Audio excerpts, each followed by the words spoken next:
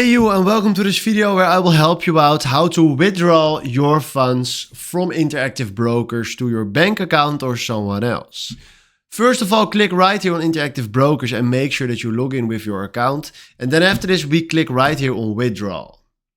Then right now, he will send us to this page where we need to link one of our payment methods. So what we're going to do is we can do three things. Transfer to Wise Balance, or we can do the bank wire, or we can do it right here from SEPA. So we click now here on use this method.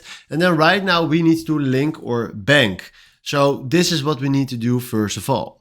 Once we linked our bank or a wallet address, then after that you can go right here on this place to withdraw your crypto or cash. And then after that you just need to do the simple steps for withdrawing, and then you can send it to another wallet address or to your bank transfer. So this is the place where you need to be.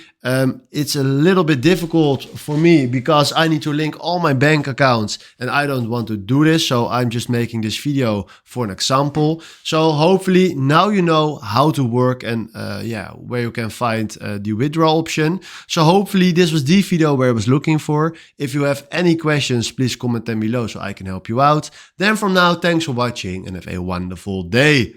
Ciao.